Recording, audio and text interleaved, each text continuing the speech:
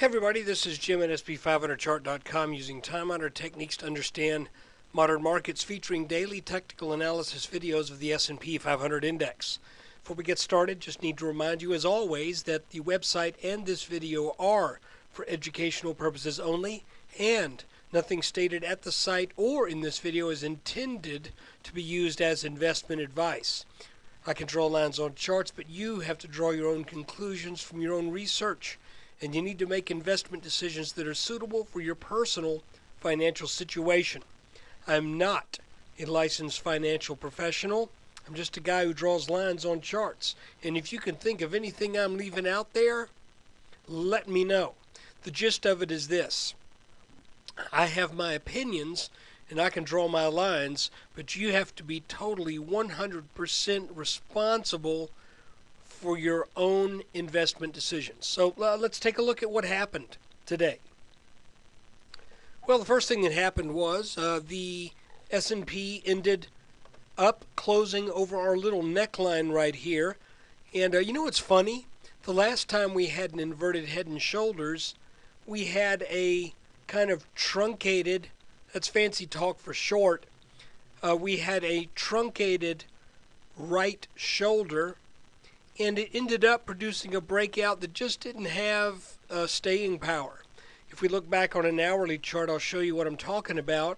There was this inverse head and shoulders, and it looked like this was our, sure looked like this was our guy right here. Broke up over, couldn't make the target, came back down underneath that neckline for just a little bit, then came back up again, made another inverted head and shoulders. And we'll take a look at that one on a 10-minute chart. Interestingly enough, another common feature was this little short breakout over that neckline. If we go back to the hour chart, I'll show you where that is on this. Right there. It lines up with this line on the chart, but that's it. And it happened early on in the formation of that right shoulder. So I just think that's interesting. I'm not saying that that this is necessarily going to do the exact same thing, but by golly, it sure looks like, you know, there we got that little break right there. Then said, nope, not time yet. Came back down, and interestingly enough, if we snap a horizontal line, you can see that we roughly got the same support on the right shoulder as where we had it on the left shoulder. Now I'm going to do something a little bit preliminary again. I hope you will bear with me, and I know it's a little risky doing these preliminary things, but you know, I enjoy doing this, and I want to practice and get better at it. And one way to do that is to start making observations that have a little projection into the future. And those of you who've been around me for a while know that I've talked about this strange propensity. My mother was an English teacher, so bear with me. This strange propensity for wedges to form that tell us where a technically significant area is. A case in point could be what we're looking at right here. I'm not saying it is yet, but you can see we've got 1, 2, 3 fairly technically significant areas that to my eye look like they may be trying to define an upper limit to this move. And if I can get that line to highlight, there it is.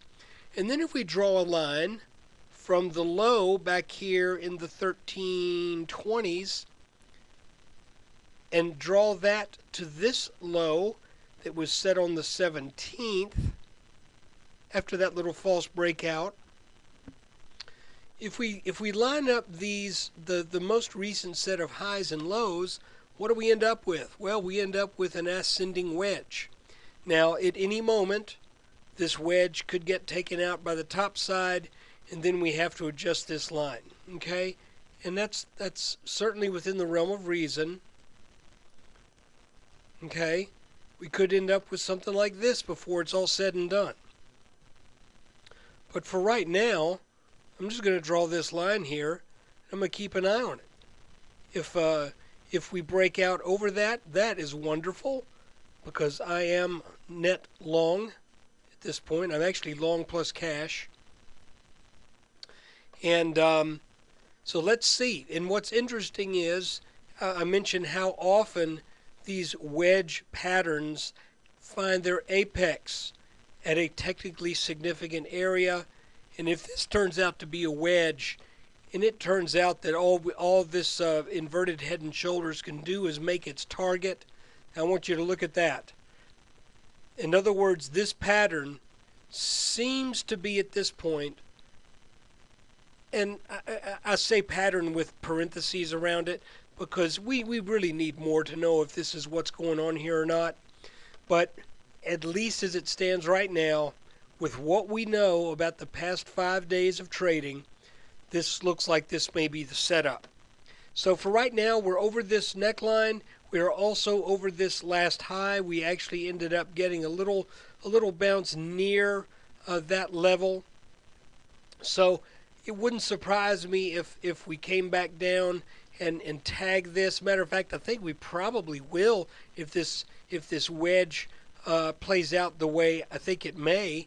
So, you know, expect maybe a little downward movement tomorrow, and then another rally up to the mid 1370s maybe on the 19th, and just let's see if the S&P stays range bound between these two lines. If not, then we adjust the lines. But for right now, this is kind of what we got to go. What we got to go on. And I just want to remind you again, we have now 2 chart patterns that point to a target of approximately 1390. We've got this little head and shoulders, and then we've got this larger kind of sloppy head and shoulders. So guys, I appreciate you taking time out of your day to watch this video. I think things have been chugging along pretty smoothly here. No big surprises. So let's see what the rest of the week brings us. And again, thanks for watching the video. And of course, thank you for subscribing if you are, and if you're not, please think about it. It's not expensive at all. It's less than $1 a day, less than a cheap cup of coffee per day, and you get a daily S&P 500 update video similar to the one you just saw. Thanks for considering it, and take care.